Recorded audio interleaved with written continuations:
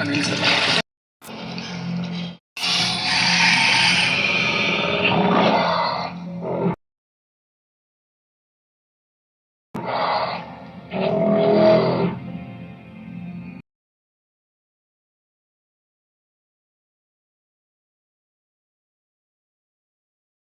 new American Revolution is not really new, but deeply rooted in the unresolved history of conflict in the United States between those who own and control its resources and those who want economic equality. To live. David DeGraw coined the 99% 1% phrase and was an early Occupy organizer. He explained why Who Rules America remains an urgent issue. So you have big banks and concentrated wealth that's just rigged the political process. Investigating it, we have a country where U.S. millionaire households have $46 trillion of wealth. It's just a mind-boggling number. So, over the past generation, all the wealth has gone to the top. Really it's 1/10 of 1%, more than 1%.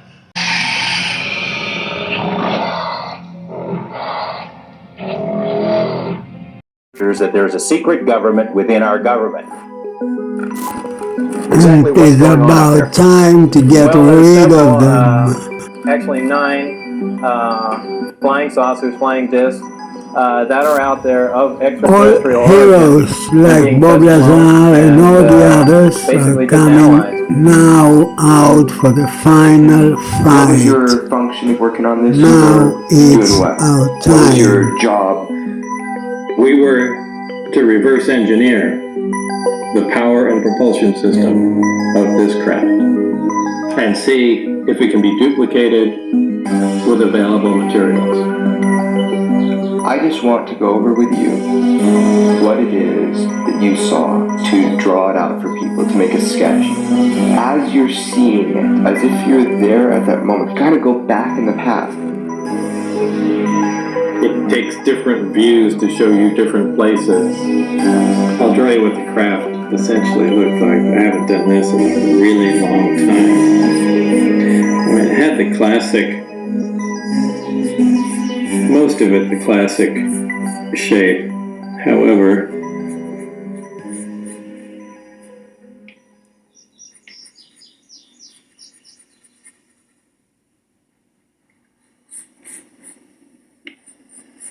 that didn't come out that bad this time.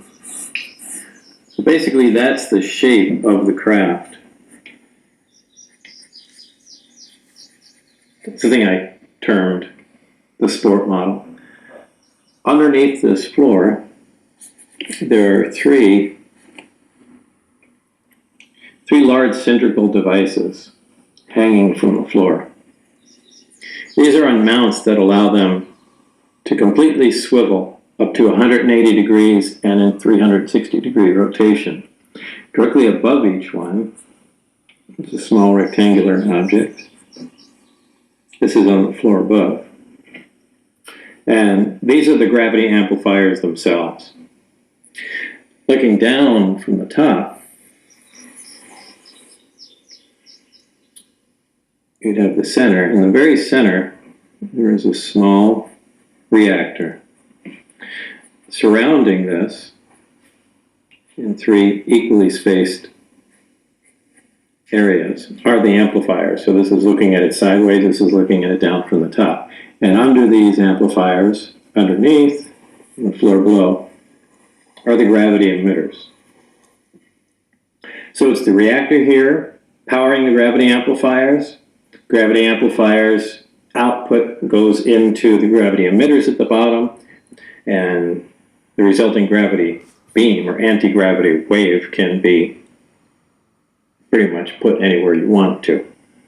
There was another level up here. Now I had access and was permitted to view and look at the operation of this main level with the gravity amplifiers and the level below, the gravity emitters.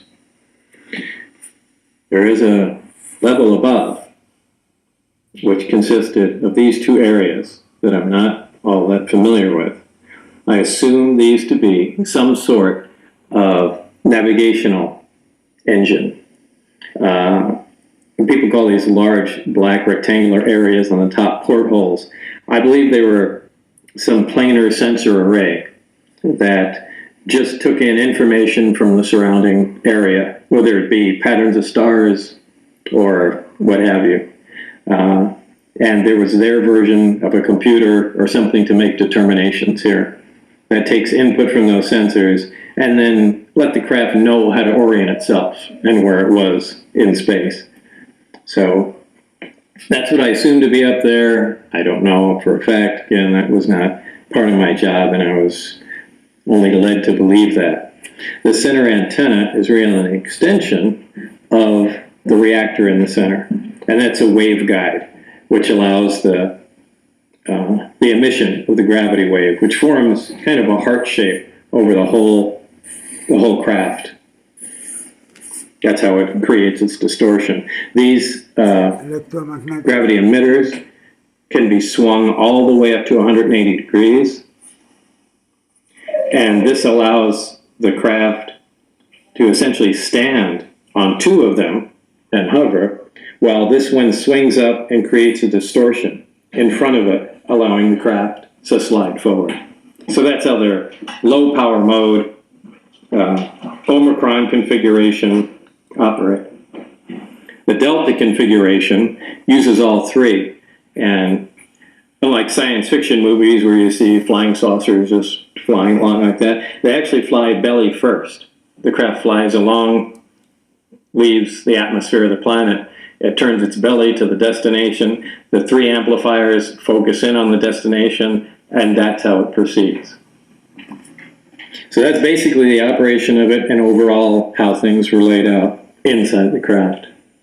There were 3 seats in here, and just around the reactor. There were no controls, no buttons, no anything.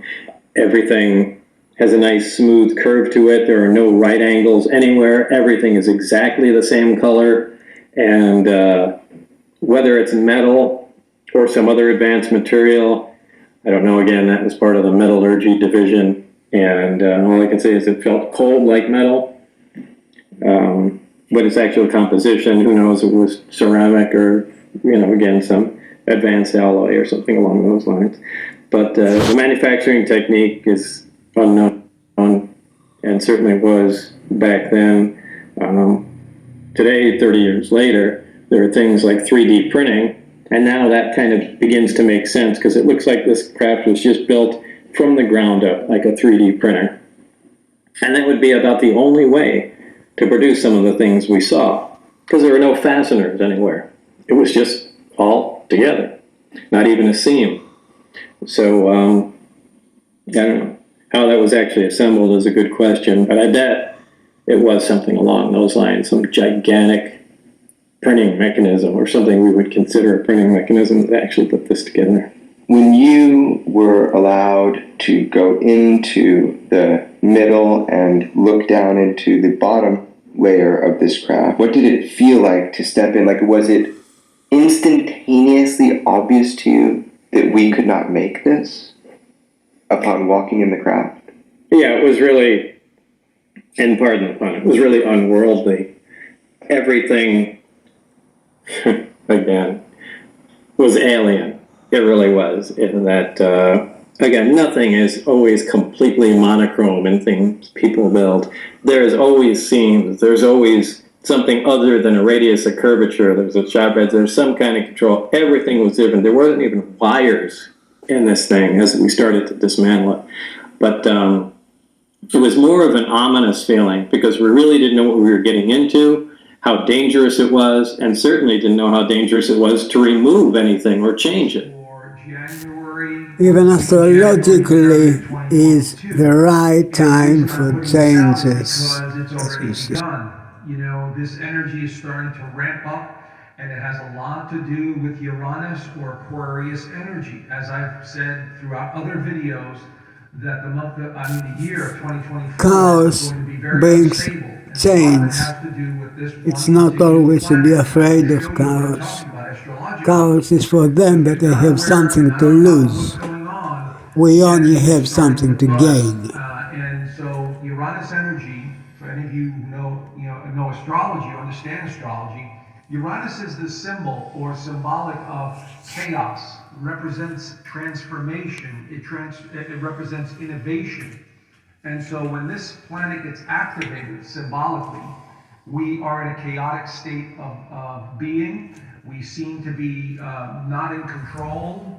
We want change. We feel irritated. We feel rebellious in some way. So I'm going to That's show you my what I'm talking drawing about in a second. about the But I'm doing this today's video relation on of Uranus Friday the 26th, to the just sun. after the full moon in Leo. So let me get to that right now. So here is the full moon in Leo on the 25th that just started the chain of reaction, this chain reaction going on right now. So this full moon right here was at 5 degrees of Leo, opposing the Aquarius sun. Now we know Pluto has just entered Aquarius, and this is the guy that's going to be making all these changes in our personal lives as well as in society, and we're already beginning to see it.